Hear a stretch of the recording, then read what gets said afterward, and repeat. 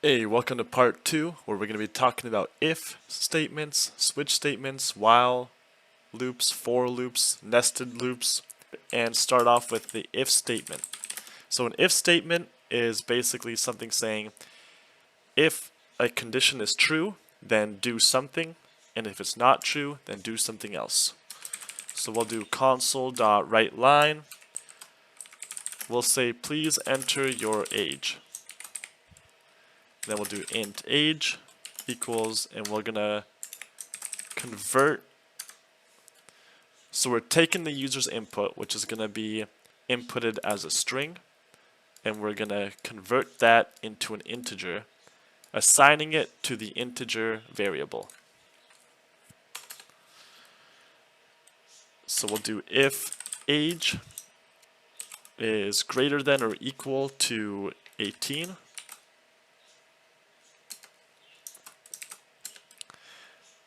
Then you are old enough to drink in Alberta. And if the age, and then for the next one we do else if. So else if age is greater than or equal to 19. Console.writeLine. You are old enough to drink in USA. Actually, no, that's 21 down there. Yeah. So if it's greater than or equal to 18, you're old enough to drink in Alberta. 21, you're old enough to drink in USA. And then else,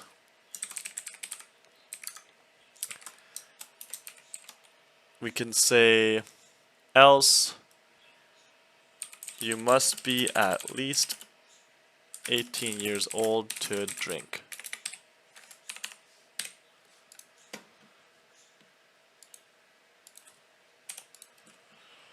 So if you were to run this, we can type in please enter your age. If I'm 18, you are old enough to drink in Alberta. And if I were to put 22, you're old enough to drink in Alberta. So it actually doesn't, it still says Alberta because it goes down and it checks this. It says 22 is greater than or equal to 18. So I'm just going to type this out and I'm going to forget about the rest of the program. So order does actually matter when it comes to these if-else statements. So that's why you would want to use something called a switch statement, which we'll get into later. But so the way you would do this is you would just make sure that your order is right.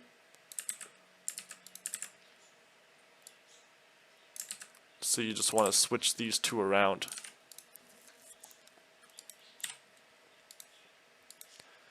So now, if we are 22, you are old enough to drink in the USA. And if we're 19, we're old enough to drink in Alberta. And if we are 5, you must be at least 18 years old to drink.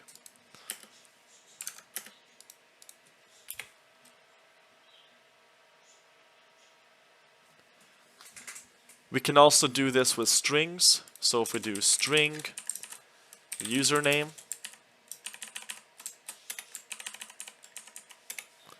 please enter your username. And then we can delete this whole block here and do if username exclamation point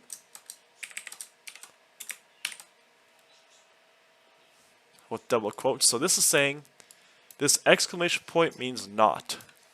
Just like this, not. So if the username does not equal this, which what is this? It's just a double quote and there's nothing in it. So this means nothing. So if the username is nothing, if there's no value to it, meaning the user did not put anything into there, it's going to say you did not enter your name. But since we're checking not, so if the username isn't this and there is something in here, so if it's not nothing, then console write line hello plus username.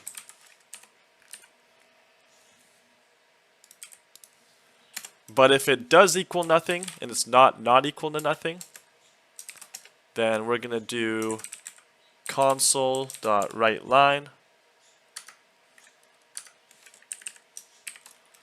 You did not enter a username. So we're going to print this out here. Enter username Tim. Hello Tim. And if we were to enter username, press enter. It says you did not enter a username.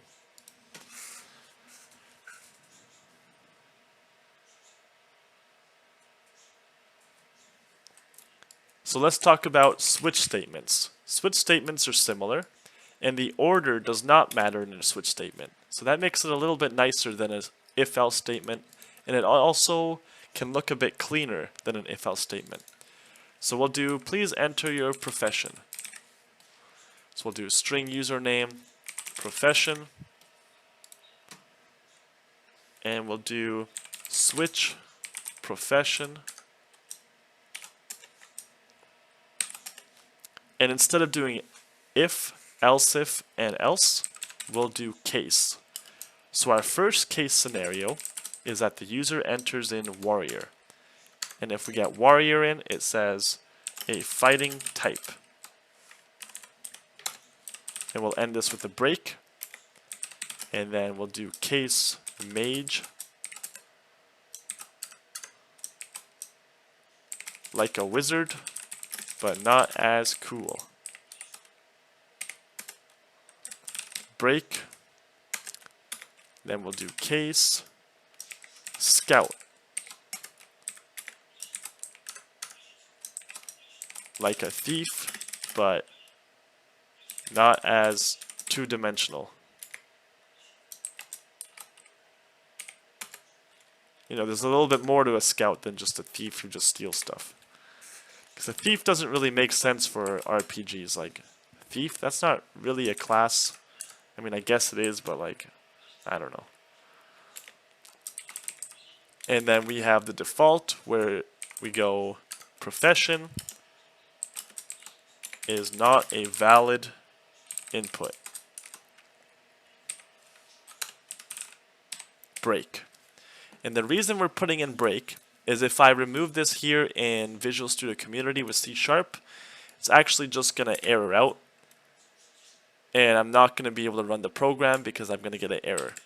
But if you write this in like Visual Studio code with like C or C++, because they have switch statements too, and you don't enter the break, if you go ahead and enter your profession name, and it's going to type out a fighting type, it's going to type everything out because it doesn't break after each one of these gets triggered. So we're going to run this, and I'm going to type in warrior. This triggers this first one. And if I didn't have that break statement there, then basically it would trigger all of them, because you would trigger warrior and then it would just keep going down the list. So break ends that.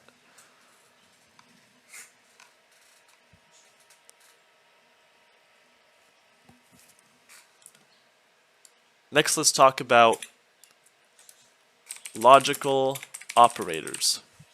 So logical operators can be used to check if more than one condition is true or false. So we already used one logical operator, which is the exclamation point, which means not.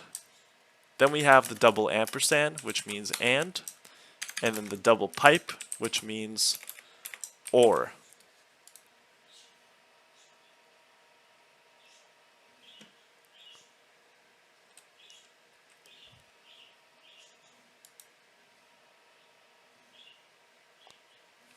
So we could do the same scenario as the last one.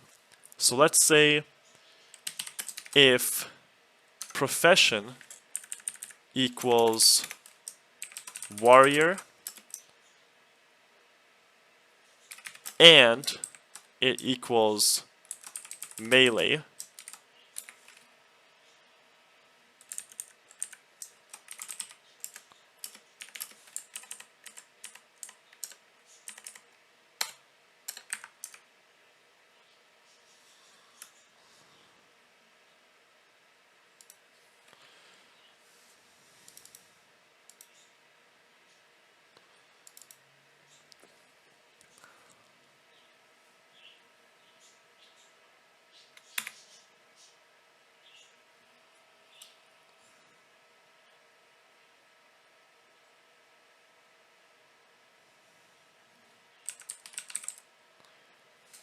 we'll make a new one.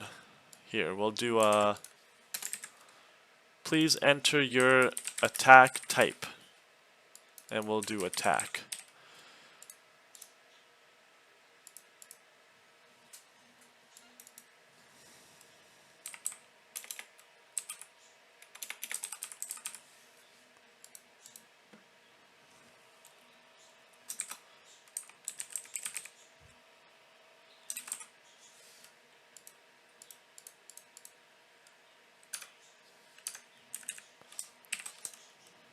Are a fighter.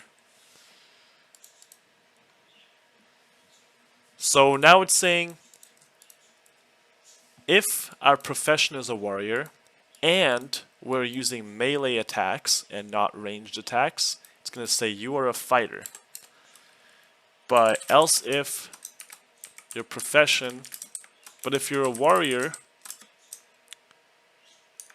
who uses ranged attacks,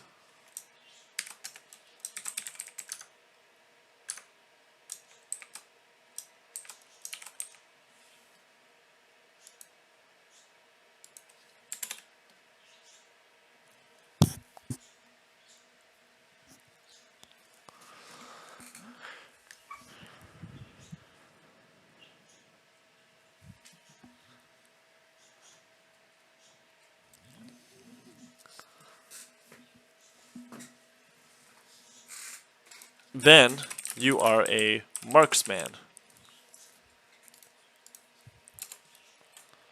And then we've got else.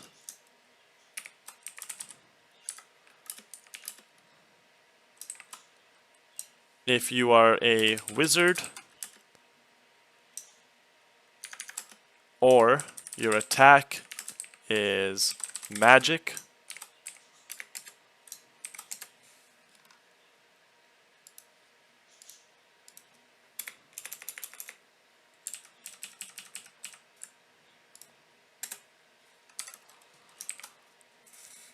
then you are a wizard.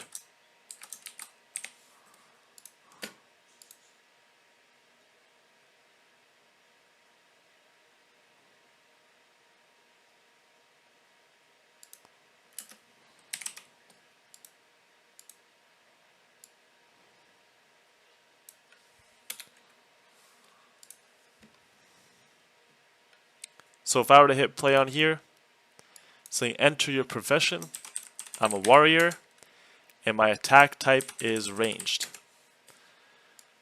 So the combination of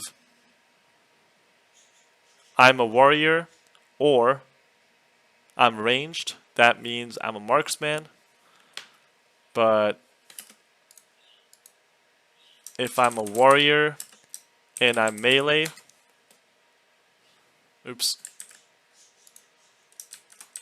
I'm a warrior and the attack type is melee, then I'm a fighter. And if I'm a wizard or I'm ranged, then it says you're a marksman because that came first. So you can kind of get mixed results with these because if you're just ranged, then you could be a marksman. But if you're ranged and you're a wizard, then it might say that you're a warrior. I don't know, let's try that out.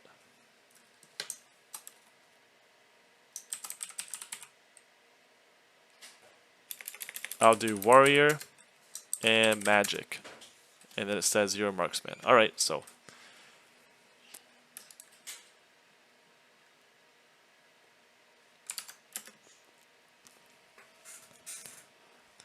So that's the difference between and or.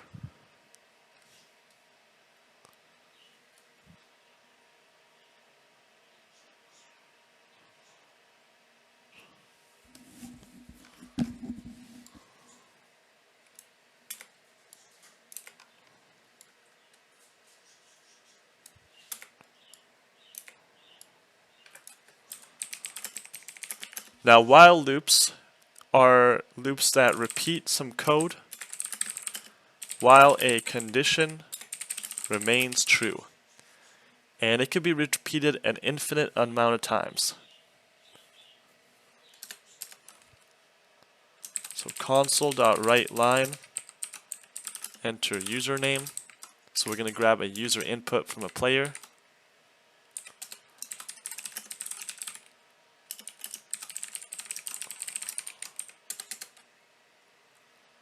And we'll do while the username equals nothing.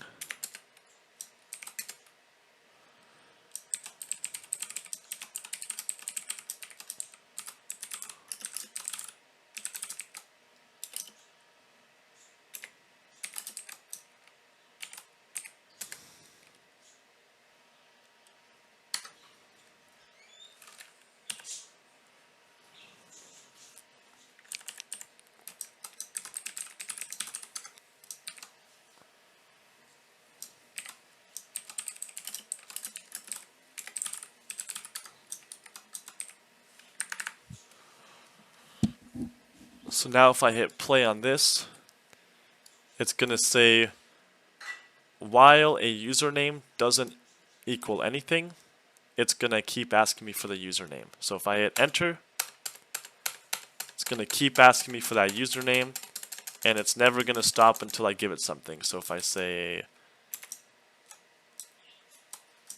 DJ Khaled, then it says hello DJ Khaled.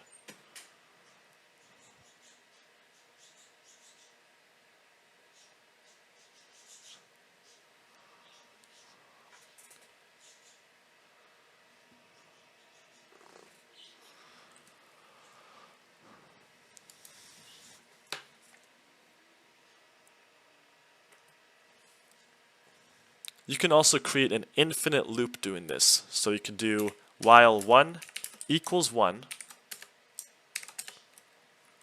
console writeLine, the loop is infinite. So if I hit play on this, this is going to keep repeating an infinite amount of times.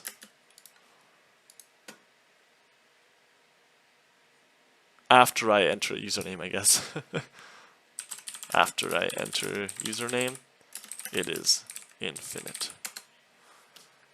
And look at this, look at the bar on the right. It just boom.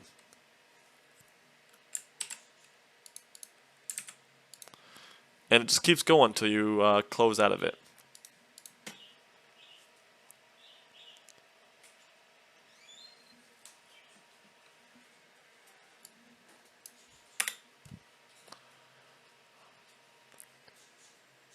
So a similar loop to a while loop is called a for loop.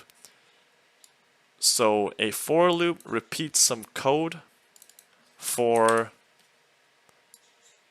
a certain amount of times depending on what you give it, I guess. So we can create a program that can count up until a certain number or count down from a certain number. So we can go for int I equals 1. So what this means is I is just index. We can name it we could actually name this whatever we want. We can name it cat or car. But int I is a common thing that you'll see in programs as just a placeholder for a variable that maybe you don't have a name yet, or you just want to name it I. So it's going to be I for index. So for int I equals 1, and as long as I is less than or equal to 10, we're gonna add another number to I. So we're gonna add 1 to it, and then we'll write it out. So if I hit play,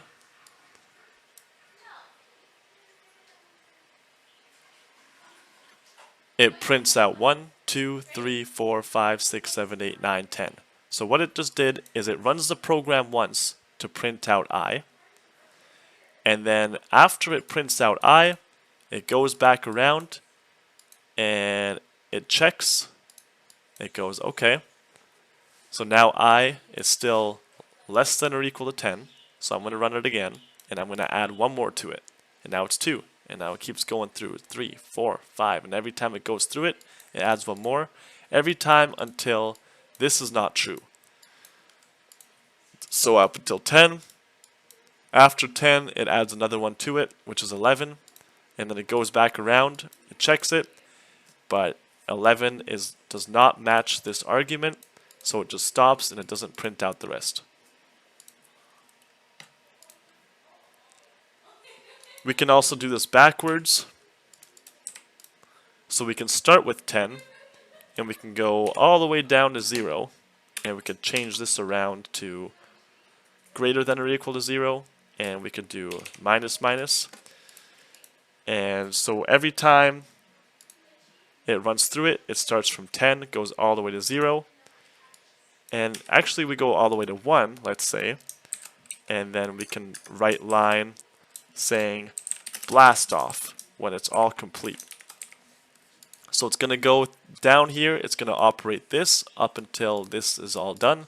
Then after this block is done, we're going to this console write line to blast off. So 10, 9, 8, 7, 6, 5, 2, 1, blast off. So with for loops, we could talk about nested loop now. Nested loops are loops inside loops. So loopception.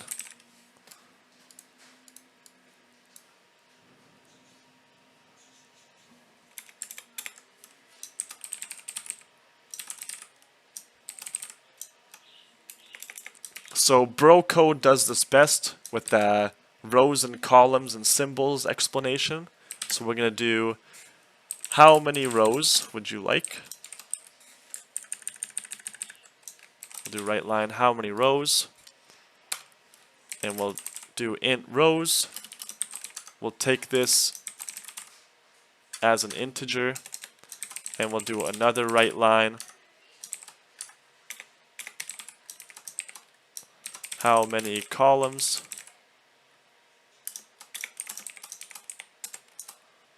int columns, and the last one we got symbols. So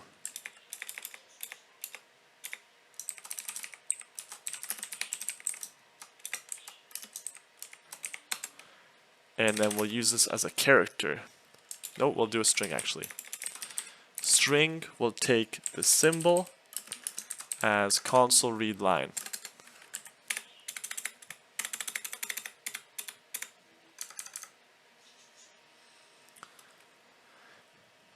So we'll do for int I equals 0. As long as I is greater than rows, we're going to increment it by 1. So this looks exactly the same. It just goes back around and it goes 0, 1, 2, 3, 4, 5, 6, 7, 8, 9, 10.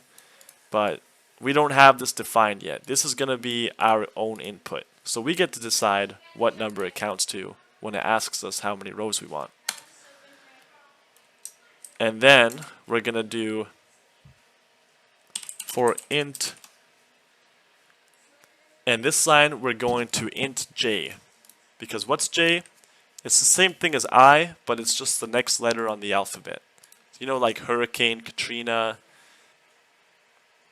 and then Hurricane Lenny after, and it just goes through the alphabet. Hurricane Marina, Hurricane Nicole. You know, they go through all that, so, you know, these are all our hurricanes. So for int j equals 0, as long as j is less than columns, we're going to add 1 to j. And then we'll do console.write symbol, which is whatever the symbol was that we picked. And we'll do console write line to give this indentation after each time it writes out a symbol. Each time it goes through this. So when I launch the console app, it's going to ask me how many rows. So when I put in a 10 here, now it's pretty much replaced the word rows with a 10. So if I were to replace this with a 10, we get the same result as if this was a thing. Now how many columns? If I say 10, then it replaces columns with a 10. And then for what symbol? then I just replace this symbol with whatever I put into here. So I'm going to do a R, hit enter. So now I got 10 R's this way and 10 R's the other way. So that's a loop inside of a loop. In the next video, I'm going to get into arrays, for each loops, and methods.